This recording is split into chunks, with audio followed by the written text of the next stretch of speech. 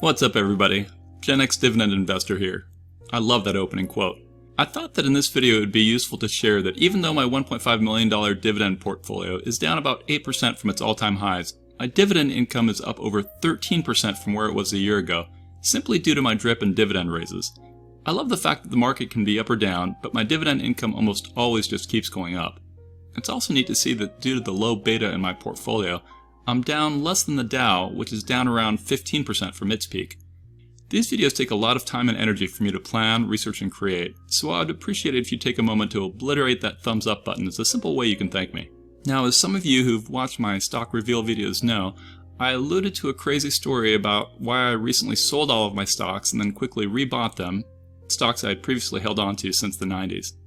A smart subscriber of mine, Michelle Sbriglio, who also has an amazing Instagram page I'll include a link to in my description, correctly figured out that my video called "The Time I Sold All My Stocks" was indeed that crazy story I previously referred to.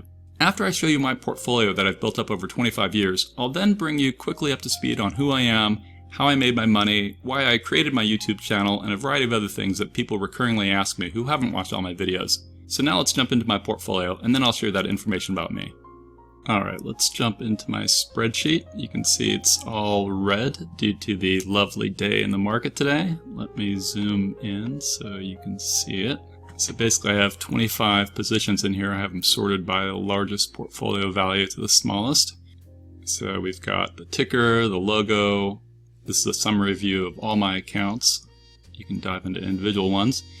The sector the stock is in, the number of shares I have, how the stock is done in the last 365 days, so it's green if it's up, red if it's down, the stock price today, and it's red if it's gone down from the last trading day, the daily change in dollars and amount, and then we have the portfolio value, the percentage that stock is in my portfolio, and we have the pay date. So this is a field that kind of dynamically changes colors based on if it's within a month out that I'm going to get paid, it highlights it in yellow. If it is within a week, it highlights it in cyan. And then if it's today, it'll highlight it in green, just as a way to kind of point out when my dividends are getting paid. And then I've got both manual dividends getting paid per share per year and an automated version. And I have two so that when there's a change, whether it's a hike or a cut, it automatically highlights accordingly. And then I set my manual equal to that one to clear the flag, that color flag. And then we have the annual passive income that each of my stocks drip. So Microsoft is doing $1,600 a year. You see Johnson & Johnson's doing about $3,500 a year. Pepsi's at $3,000. Etc., etc. And so you can see right now I'm dripping around $50,500 a year, and the portfolio is about 1.5 million. And today's change was down about 2% for me. And we can see the Dow. Here's something I keep down here. Dow lost 2.8% today, and the S&P lost 2.4%. And then I also track the 3-year dividend CAGR, and we see that my portfolio's weighted average dividend CAGR is about 7.6%, and my portfolio's average weighted dividend yield, or starting yield, is 3.33%, so pretty conservative. And then a couple other fields that I'm tracking: beta, dividends paid per period.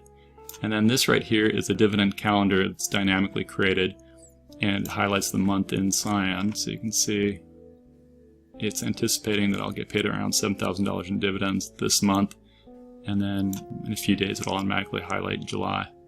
And I've got a few tabs in here.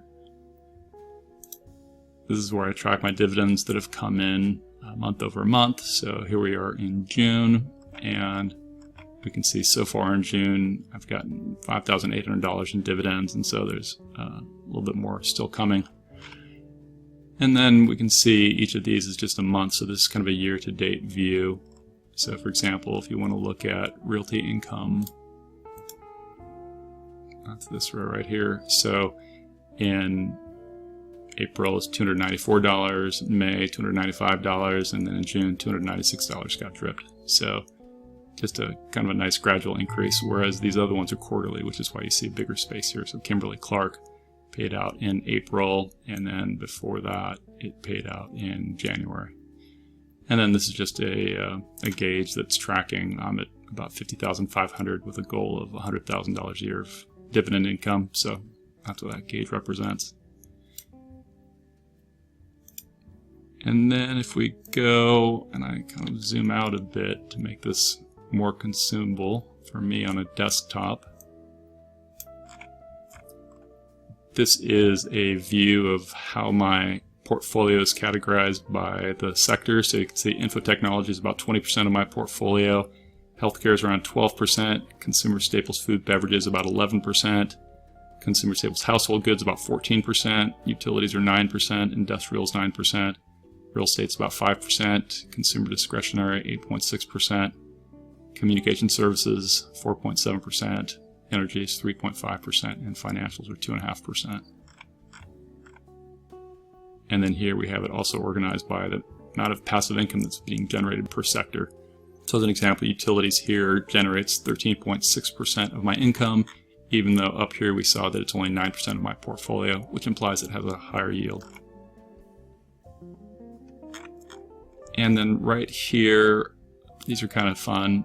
It shows my estimated growth, my income, if I use a DRIP versus if I don't use the DRIP. So you can see at year 10, that if I didn't use a DRIP, just from the dividend CAGR, I would be at about 100 grand per year in dividend income. Whereas if I used a DRIP to get to year 10, then my income would be about $153,000 a year.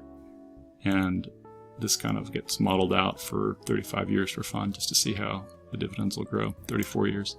And then this is another graph that shows the estimated annual passive income of no DRIP versus DRIP. And so you can really see the power of compounding take off here, where at first they start not too far apart, and then the DRIP compounding just takes off.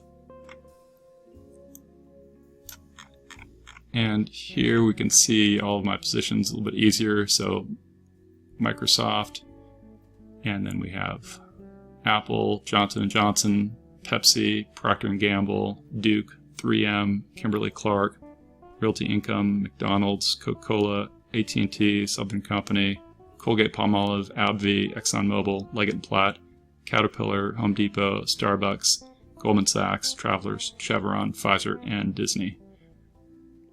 And we see that I have about 17,250 shares altogether of all those different stocks. Cool, hope you enjoyed that overview. It's amazing to me that even though the market has been fluctuating up and down like a yo-yo, my dividend income keeps going up. The only hiccup I've experienced so far, knock on wood, is Disney suspended their dividend. But with the raises in the DRIP, I blew past that little impact to my dividend income. And that is one reason why I bang the drum of quality. It would be easy for me to have a portfolio that drips over 100K a year if I invested in some higher yield stuff, but then my dividend income would be going down the tube right now, rather than going up. So now a little bit about me.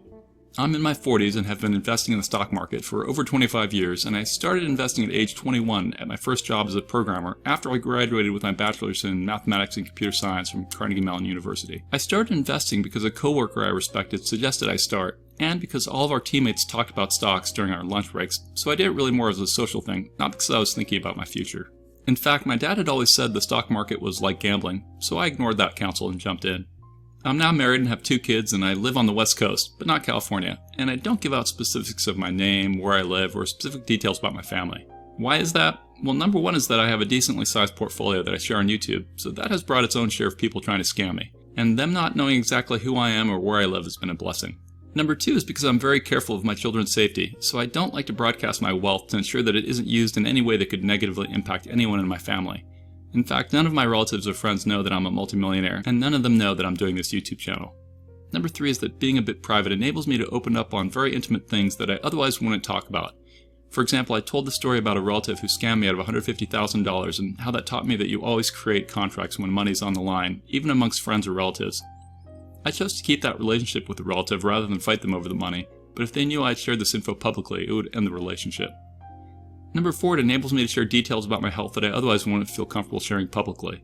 So if you watch my video called The Time I Sold All My Stocks, you would hear very intimate details about my life. I've had multiple people tell me that that video brought tears to their eyes. So bottom line, while I don't bare my face, I do bare my soul. Okay, let's move on. How did I make my money in my portfolio? Well, if you want the longer version, then watch my video called How to Become a Millionaire, which explains the steps I used to become a millionaire in my 30s and a multimillionaire in my 40s. So no, I've not inherited any money or won the lottery or anything like that. I clearly haven't made my money from having a YouTube channel blow up. I started investing at 21, got married shortly thereafter, at which point we had a negative net worth because I inherited student debt and credit card debt from my wife, but I quickly paid that off and kept investing over the next 25 plus years.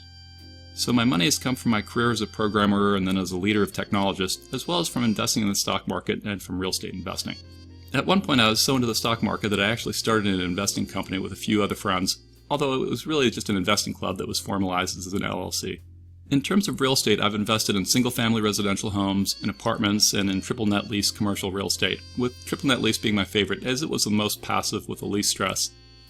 That being said, while you can make a ton of money in real estate, I found that I way prefer dividend investing.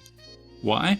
I don't like dealing with building maintenance, I don't like dealing with tenants, I don't like dealing with the potential of being sued. I've both had property managers and done it myself, so while it can be a great way to make money, it's not for me, though I recommend everyone explore it. So now the main real estate investing I do is in our residence. I always try to buy a good price, live in one place for at least 5 years to optimize the tax laws, and then sell for a nice tax-free profit. I giggle when I hear people say your house is a liability, just like I giggle when people say dividends are irrelevant, because that means I've become a multimillionaire from liability real estate and irrelevant dividends. Of course, there is more to the term irrelevant dividends than the name implies, but I'll get into that in the future. Finally, the reason I made my YouTube channel was for my kids. I went through a health scare, and after I came out of that, I decided I would create a channel as a guidebook for my kids to learn the process I use to invest. But as I've grown my YouTube channel, I came to absolutely love creating content that people enjoy, and I've loved meeting new people, and ultimately it's been a blast creating a new community of passionate dividend investors. So thank you for allowing me that opportunity. Now I'd like to thank a few people. First thank you goes out to Daniel, who recently became a server booster by contributing some money to my Discord. That isn't money that goes to me, as it all goes to the Discord company, but I appreciate it because it makes the server better for everyone on it. For those that don't know, I run the world's largest free dividend Discord chat server, which has over 3,350 investors on it, and it's growing all the time. It's neat to be able to chat with such a large group of dividend investors, pretty much 24 hours a day.